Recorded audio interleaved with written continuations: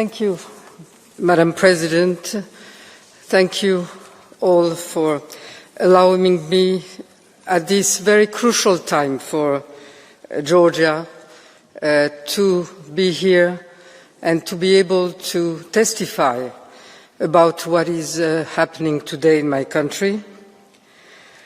I want also to thank the delegation of the European parliamentarians that were some few days ago in Georgia for their presence, which is at this stage very important. It is a crucial time because at some days and some moments we feel like we are in 1921, that things are repeating themselves. And that is probably what explains the courage with which and the determination with which the Georgian people is today reacting to what they see as a depossession of their freedom, of their future, of their, in a way, independence, even if formally that is not the case. People have been on the streets now, one says, for 21 days, in a very interesting movement that was first during the nights, then during the days, with many different segments of the population. Practically, this movement now encompasses the whole society. But to be true, it's not only 21 days. These protests were immediately after the elections. These protests were this spring, when the Russian law was reintroduced a second time. These protests were last spring, when the Russian law was introduced for the first time. And these protests have been the specificity or the characteristic of Georgia each time and every time when the people of Georgia felt that there was a threat, a danger to what they feel as their freedom, at their Europeanity, at their independence. Never has there been a massive protest in Georgia about social conditions.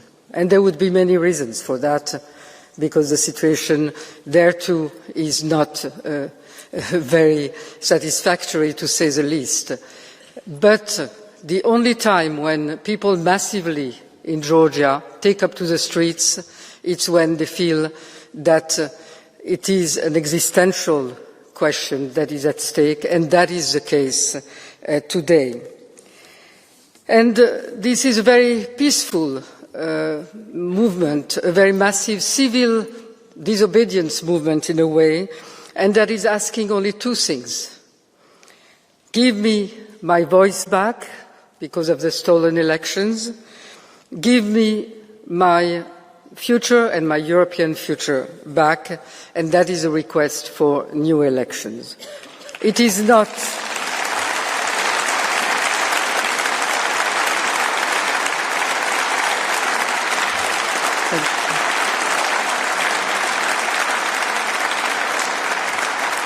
It is not a revolutionary movement in that sense, because there are no demands about who should be thrown out of which power. It's really, let's get back to elections in a free and fair environment, and let's see where is the will of the people in Georgia today, which they are trying to show on the streets, but let's see it in a democratic way in the ballot. And there are not two parts of Georgia. That has been an attempt to convey that we might be going towards a civil confrontation. There are no two parts. There is a Georgian people on one side and the repressive apparatus of one party on the other side. And that's it.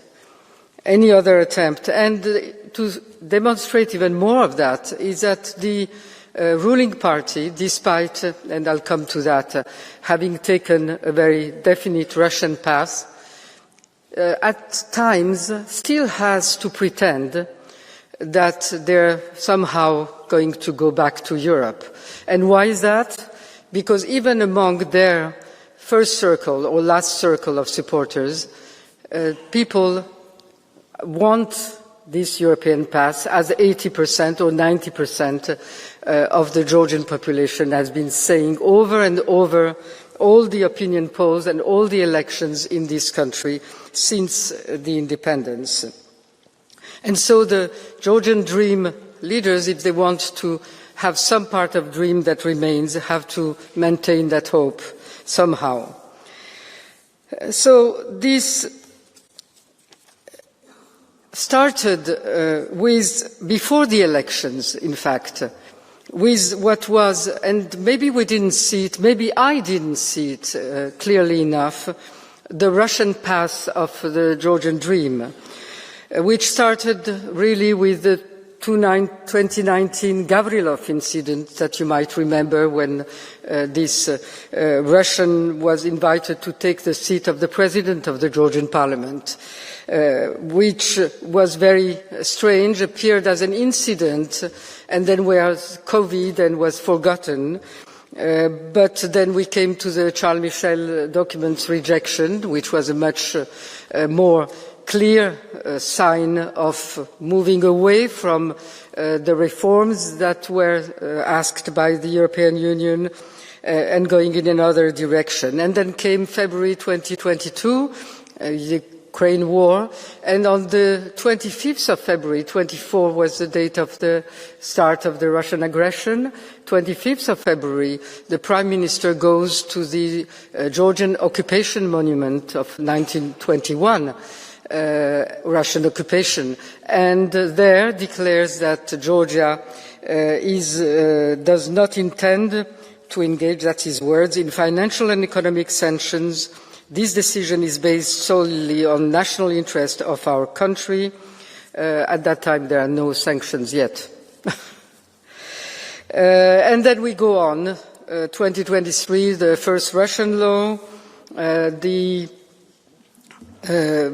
reintroduction of the Russian flights, Russian rhetoric about many things about Ukraine. The Prime Minister accuses NATO of, in a way, provoking the prolongation of the war, if not starting the war at least. 2024, second Russian law, and the Russian rhetoric that goes to new heights, with the speech by the one man, one ruler of Georgia, Mr. Ivanishvili, that talks about the global war party and accuses our European and Western partners of being responsible for almost everything. And gradually, meanwhile, during this, in the back of this Russian or anti-Western rhetoric, with LGBT tones, with lots of accusation about the fact that Europe and America are going to take away our identity, our national values, and so on, which is something that many of you have heard in another country north of Georgia. And the construction of a Russian state is something that goes gradually, but very definitely. All institutions pass under the control of the one party. Parliament, government, Central Electoral Commission with new roles for the elections, and that's a preparation for what has to come. Central Bank, Anti-Corruption Office, even the pension fund, which is reformed, of course the justice system completely and totally under the control, from down to up to the Constitutional Court. And that's when we come to the Russian elections, Russian of course between brackets, because it's an election that is systematic, massively rigged, and very sophisticated. It's not the usual frauds that you can see in elections. It was very well planned because the changes to the electoral code were started much earlier, giving the full control of the Central Electoral Commission to the people that were appointed by the head of the Central Electoral Commission, who himself was designated not under the rules that were proposed by the European Union, but principally designated for 5 years. The electronic vote that was coming in was also something that was designed in a specific way, without any of the controls that could have been with imprints or with face recognition. Call centers that were denounced earlier as using the pensions of some of the European elderly, and there are investigations on that, but the same call centers or new call centers were used during the election, 3,500 of them. Administrative resources, of course, and intimidation over the public sector much before the elections. Propaganda, Russian style, of course, I already talked about it before and during the elections, with those posters that you might have seen that put together the destruction in Ukraine of cathedrals, theaters, and on the other side, the blooming Georgia, which shocked so much the Georgian audience that they had to withdraw them, because that's not the Georgian way and character. So much it was a Russian imprint on those posters. And videos of the same kind, and the hate speech, of course, all over. Talks about, from the official ruling party, about the fact that the opposition parties wanted to overthrow the government and that they were going to be abolished right after the elections and their leaders arrested, and that has been going on and on.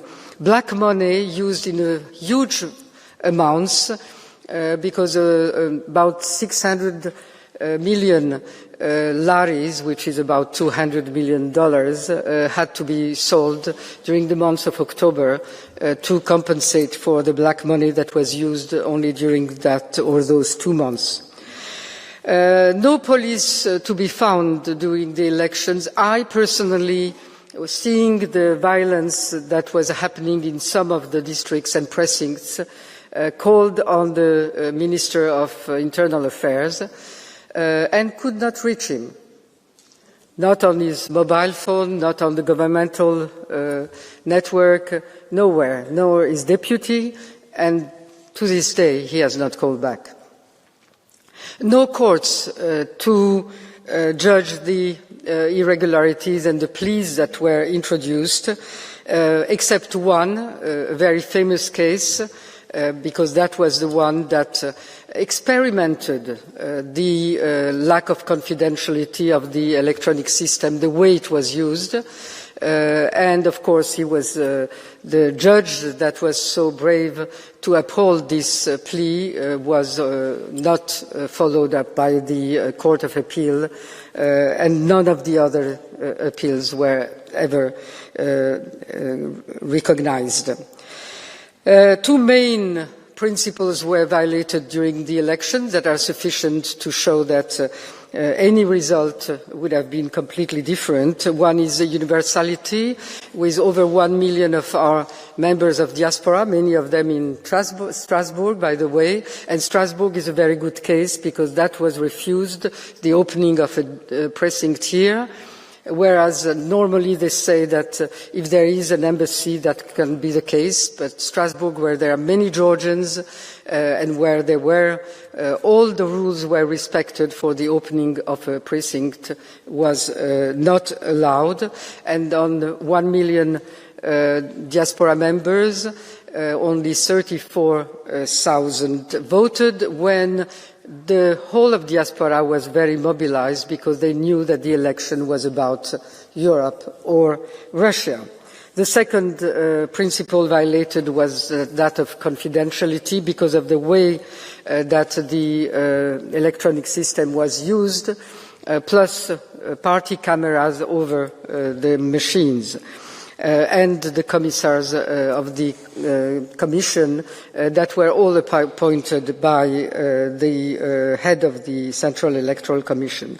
Those were introduced as pleas by myself and the political parties in the Constitutional Court, despite what we know about the independence, so-called, of the Constitutional Court, but just to show, and with a hope that maybe some judges would understand that this was a way out of a crisis, to recognize that the results had been completely rigged, and to allow for a constitutional way towards new elections.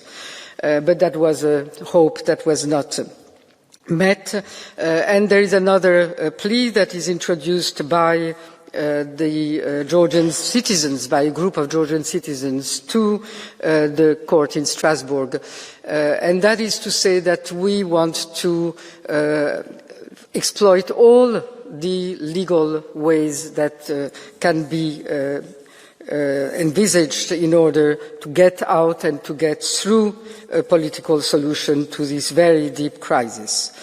What is even more important is that after the elections, we are seeing an accelerated process and an accelerated Russian path. Not only the violations of the constitution that happened at the time of the elections and after the elections, the fact that the first session of the parliament that can be called only by me was called by a president of the parliament that was not at that time president of the parliament, and that is not recognized by the constitution. And they didn't leave any time for the Constitutional Court to examine the pleas that were introduced. And met the first session of the parliament without waiting, which is another anti-constitutional decision. And of course, on the 28th of November, the declaration of what we consider of war, which says that the Prime Minister, that at that point has no legitimacy, because these elections are deeply contested, but also has no mandate for that, because the Constitution says very specifically that every institution in Georgia has to do everything possible in order to facilitate, accelerate the Euro-Atlantic integration process. And that Constitution was, in large part, written by the same Prime Minister that goes against the Constitution and says under what mandate that he suspends the negotiations, which there are no negotiations really ongoing yet, and that was what we were expecting. And what he is really suspending is the European future of Georgia without any really mandate or right to do so. And so at that point in time, everything already in Georgia is controlled by the one party, or one-man rule. It's difficult to distinguish. What remains outside of that control are the opposition media, and I want to underline that because out of 3 of them, 2 are in a very dire financial crisis. That is probably something that is also provoked. Difficult to prove it at that point, but it's very strange. The non-governmental organizations that are under the Damocles sword of the Russian law and the way it was going to be implemented.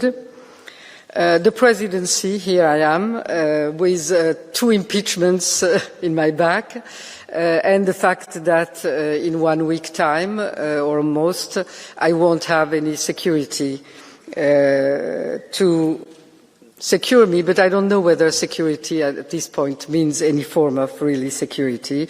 And at that same time, and that is maybe more important, there is a campaign of hate and accusations from some small groups that are promising me all kinds of things after the elections. Political parties that stay, of course, out of the control of the state. Many of their leaders have been arrested and then released and arrested in the past days. But the main threat that's above them is what had been announced before the elections by Mr. Ivanishvili and by the members of the government, that they would abolish some of the parties, and that national movement in the first place, but we're all called national movement supporters, so it concerns almost everyone. We're all fascist. Liberal fascist is the new terminology. And what remains really is the civil society. And you've all seen the scenes of how the civil society is treated, what form of repression, what form of intimidations. And there are new laws to add to that have been hastily adopted while people are on the streets and nobody is really paying attention to what happens in the parliament. One law that allows for preventive arrests under Orwell conditions, and a law that is very serious on public service because it really cuts down and destroys all the work that was done for some years to bring about this very European law on public service that guaranteed impartiality, professionalism, career, and that means that the administration had a memory. Now they've cut that out. They can fire anyone without any protection. They can promote anyone without any criteria or any diploma. That seems to be now the new rule. And it really means that there will be the complete politicization of the public service. And that's also an instrument for intimidation of the people that have been protesting from the public service, have been signing petitions all over, for instance, the Foreign Ministry, but also the Justice Ministry and the Education Ministry very widely. So all these people are feeling that they are under some form of surveillance and that measures might be at any time taken against them without any need for any demonstration. And another form of Russification, I would say, of the state model are the lies as a modus operandi. We have seen the lies already with the Russian law when Mr. Ivanishvili himself and the Prime Minister then promised that never again this law was not going to be introduced, and then not even a year after it was reintroduced. And now we are seeing, and you are seeing, all of you, the lies when the official statements are describing the positions of your countries, of some of your countries, during the Council of Foreign Affairs, which you had to rectify with statements. But good news, I want to let you know that those statements of rectification are not publicized by either the public television or, of course, by the governmental televisions. So the people that are supporting the Georgian dream and are watching these televisions do not know that their government is lying, and after having lied is also insulting its partners. So what is important to finally get to is that it's not a question today of politics or of polarization or of a government that has overextended its authority, not to say authoritarianism. It's really about this radical choice that was presented during the elections to the voters, and it's a vote about Georgia and its future. And it must be clear that Georgians will not stop until Georgia gets free and fair elections, because that is the only democratic political way out of this situation.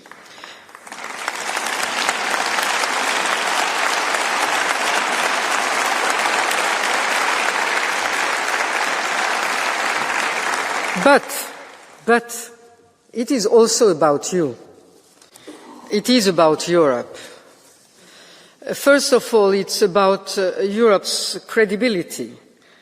A country that just received candidate status, Europe cannot afford to let that country trample all democratic rules and norms after having rejected or ignored all of European Union's 12 and 9 recommendations. It cannot afford to be humiliated in what are its main principles. Then it's about Europe's strategic interests. Georgia is and has been, and I'm sure will be, the West's and Europe's foothold in the region, one that Russia is trying to take over because Russia remembers its imperial times generals that used to say that who holds Tbilisi holds the Caucasus, and that for Russia has not changed. And if Georgia falls under Russian control, and again, I am not talking about a military intervention, I'm talking about this electoral and constitutional intervention. The stakes are very high. That concerns Black Sea security, that concerns everything linked to connectivity to Central and Southern Asia.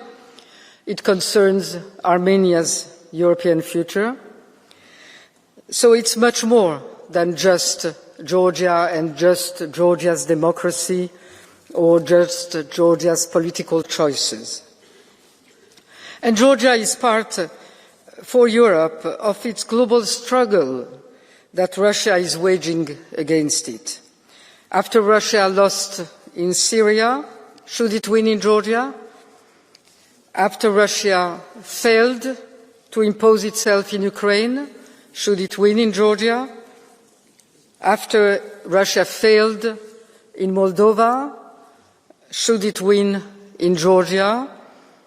And after it failed, and I hope it will fail very soon again, in Romania, should it win in Georgia? That's, of course,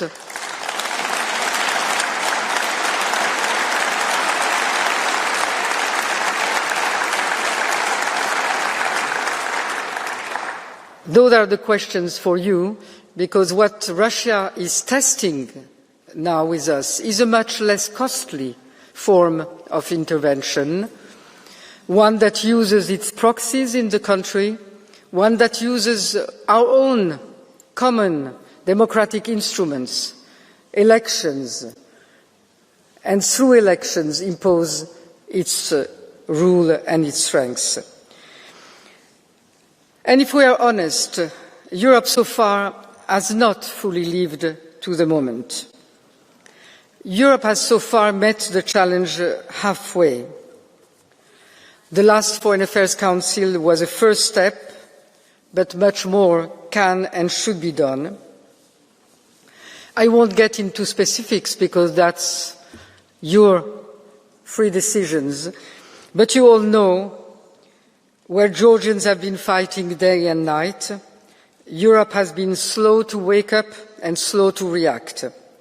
While European flags are being banned in Tbilisi, Georgians are still waiting for biting measures to come from Brussels and Washington. And I hope we won't have to wait for a deeper crisis to occur for Europe to act. And how can Europe act? First of all, political support. We need, and I thank the President for reminding us that, constant political attention from the highest levels. Because Georgians, first and foremost, need to know that they are not alone, that we have your back. That is what European Parliament parliamentarians did, coming to Tbilisi. This was Emmanuel Macron's strong message, but we need more. We need more visits to Georgia, but visits that do respect the principle of not business as usual.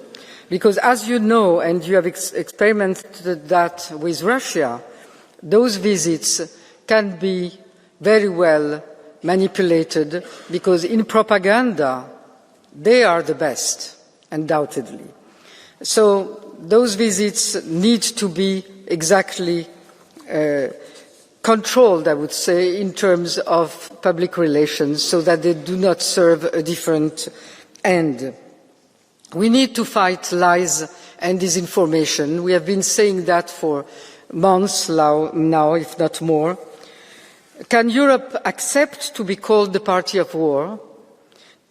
Can Europe accept to see some of its ambassadors insulted in the country? Can Europe accept and let the Georgian government claim that it is moving toward Europe? Can Europeans accept for the Georgian Prime Minister to outright lie about Italy, Spain and Romania's position? The second direction in which Europe can act is justice, and that is what Europe stands for. We need to free rapidly the hundreds that are in prison, and some of them under sentences that go up to 9 years. There should be very close monitoring, and I know that some European ambassadors have assisted yesterday at a trial, and they were quite impressed. So I think that many more of these visits to the courts would be very important to see how they work. And certainly freeing of those in prison and perpetrators of acts that have been qualified as torture brought to justice. New elections is also the way Europe can support us. We need for Europe to support this call as the only peaceful way forward. There is no other way, no changes in legislation, no face-saving arrangements. We know that these authorities, again, very Russian model, can do one step forward and two steps back, or two steps back, one step forward. I don't remember what was Lenin's formula, but they have been practicing that quite successfully. So we have to be very clear and very principled, as will be the Georgian population. We either go to elections or we go somewhere that we do not know, but that certainly will be a crisis that you will have to deal in much direr conditions. You have to use your leverage and be a geopolitical Europe. Europe is Georgia's biggest donor, Georgia's biggest market, home to Georgia's biggest diaspora. Europe needs to find the leverage to act. If Europe cannot exert leverage on a country of 3.7 million, how can it expect to compete with the giants of the 21st century? Europe has personal clout. It is also the preferred destination for Georgia's corrupt elite and leadership. They import post-Soviet Russia governance in Georgia, but are happy to save and spend their money in Europe, and they want the Russian corrupt rule for Georgians, but Europe for themselves. So there are many ways in which you can stand by the Georgians, because Georgia will win this fight. It will defend its freedom, democracy, and European future, and in certain ways, while not wanting at all to compare to the Ukrainian bravery and tragedy, but Ukraine is fighting for freedom, democracy and European future, and your future, and I'm sure that they will win, and they have to be supported to the end. And on the other side, we are at a testing ground, fighting, of course not militarily, but we're fighting with bare hands in a different manner, something that also has a very dear, clear bearing on all of us' future. The question I came here to ask is simple. Will you speed up the transition, or will you let it prolong throughout the winter? Georgians will not waver, but expect Europe to step up so we can defend Europe and its values together. Thank you very much.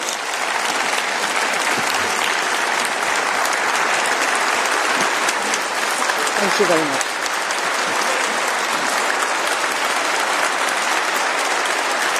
Thank you.